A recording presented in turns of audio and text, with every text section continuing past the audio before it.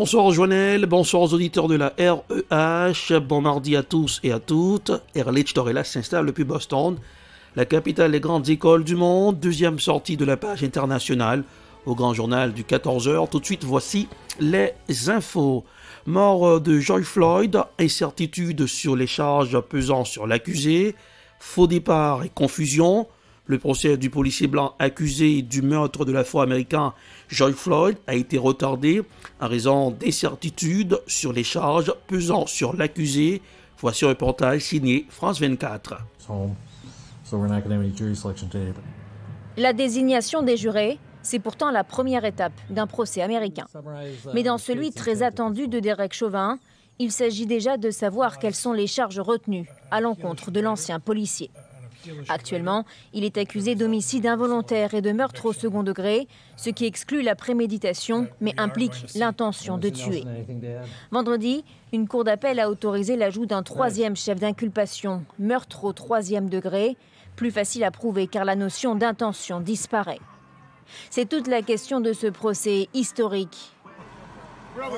Le 25 mai 2020, lorsque Derek Chauvin maintient son genou sur le cou de George Floyd pendant près de 9 minutes, avait-il l'intention de le tuer?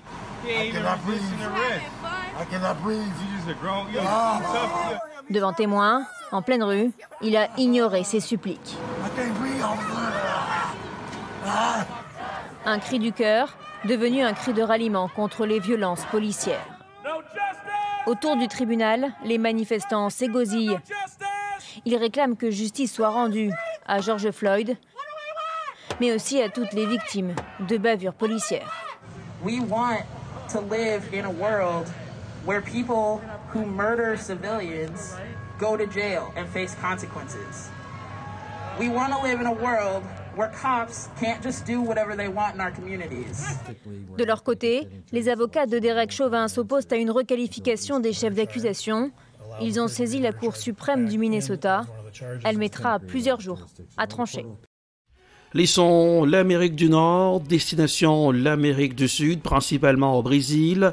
Un juge de la Cour suprême a annulé lundi les condamnations de l'ex-président Lula et rétabli ses droits politiques à un an de la prochaine élection présidentielle. L'annonce a été retentissante au Brésil. Ce lundi, le juge Edson Fachin de la Cour suprême du Brésil a ordonné l'annulation pure et simple de l'ensemble des condamnations de l'ex-président Luiz Inácio Lula da Silva, président du Brésil entre 2003 et 2011. Voici un reportage signé Euronews. Et si l'ex-président brésilien Lula signait son retour en politique? Une nouvelle qui a fait l'effet d'une bombe au Brésil ce lundi pourrait l'y encourager.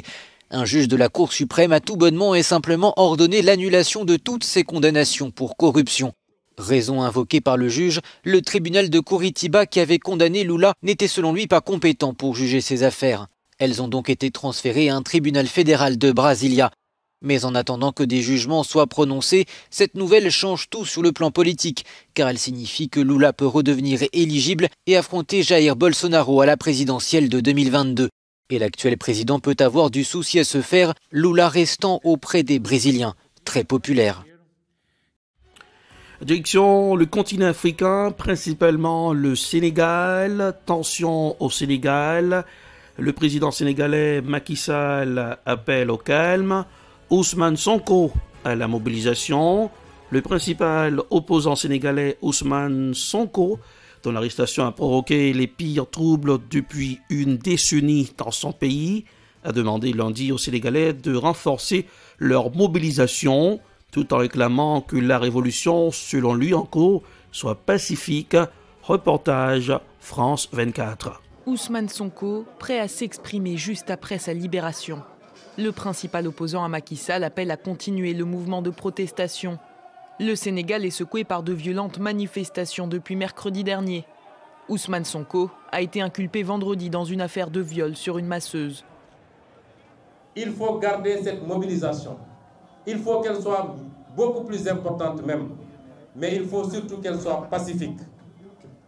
Il faut qu'elle soit pacifique. Les partisans d'Ousmane Sonko réclamaient sa libération depuis plusieurs jours. De violents affrontements ont eu lieu avec les forces de l'ordre. Le président Macky Sall a dû prendre la parole ce lundi pour tenter d'apaiser la situation.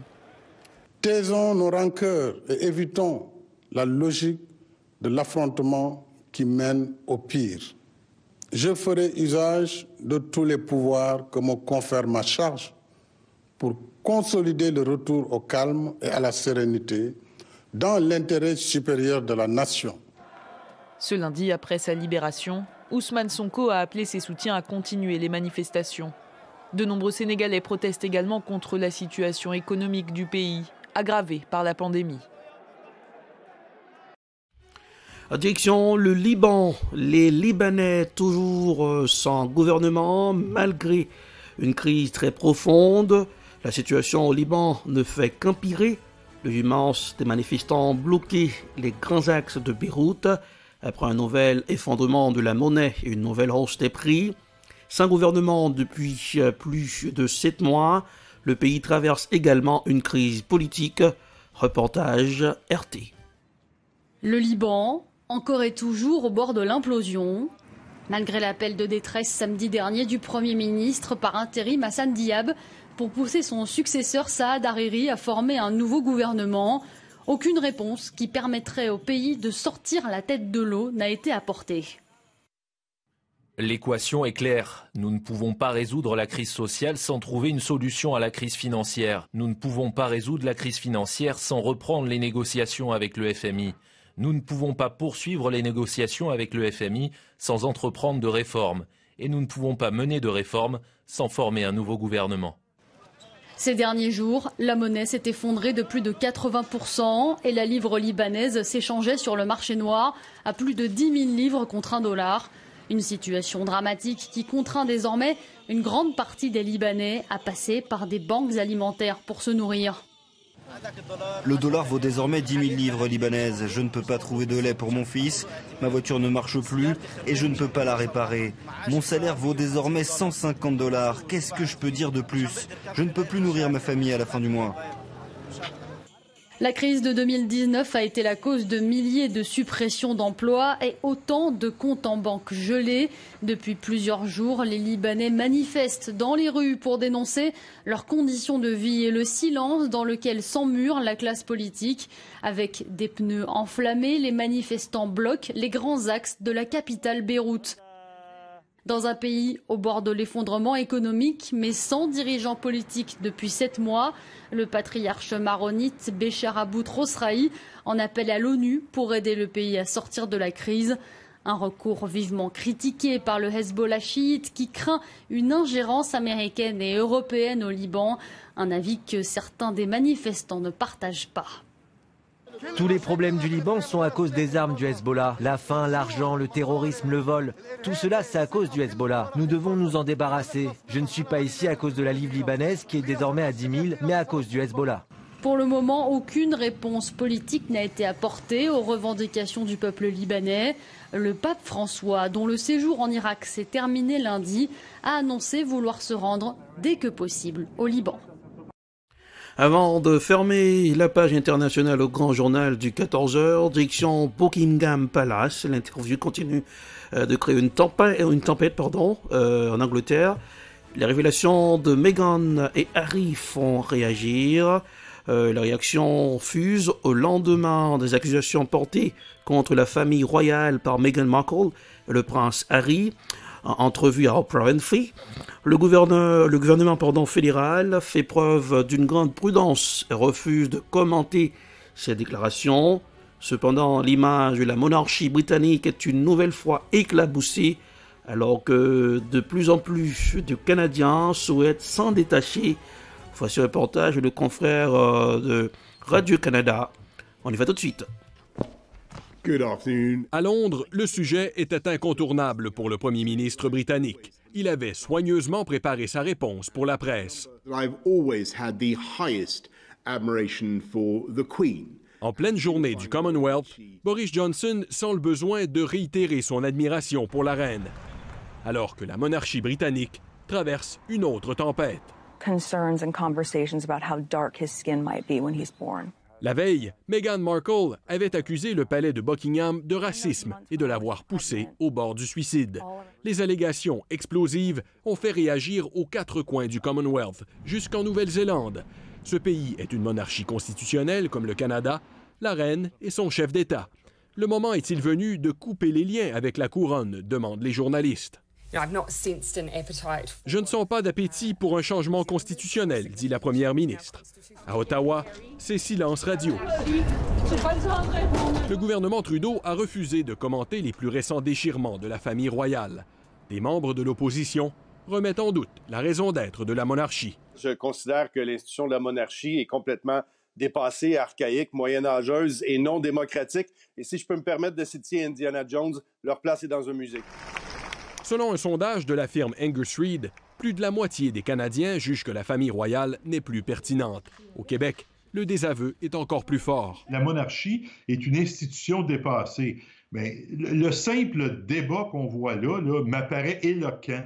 Le départ de la gouverneure générale, Julie Payette, et la controverse autour d'un climat de travail toxique à Rideau Hall n'aident en rien à redonner du lustre à l'institution.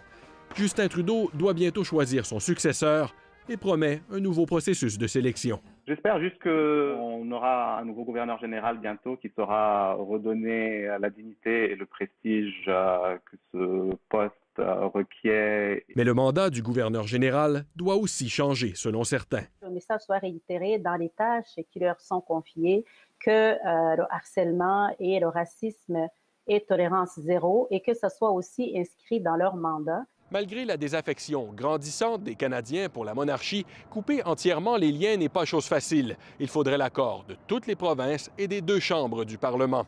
Déjà en temps normal, un débat constitutionnel n'était pas une priorité pour le gouvernement, encore moins en pleine pandémie. Ici Louis Blouin, Radio-Canada, Ottawa. Merci à nos confrères de Radio-Canada pour ce reportage. C'est la fin de la page internationale au Grand Journal du 14h. Présentation Erlich Dorelas, production Edprod, réalisation Télé Beltop pour le compte de la REH. Il fait beau temps pour nous à Boston, 56 degrés Fahrenheit, Joannel, on appelle ça beau temps chez nous, mais ce soir il fera froid, 36 degrés Fahrenheit dans la capitale des grandes écoles du monde. Passez un excellent mardi, gardez le sourire, ça rajeunit le visage. Rendez-vous c'est pour demain pour la page internationale au Grand Journal du 14h. Bonsoir, à demain.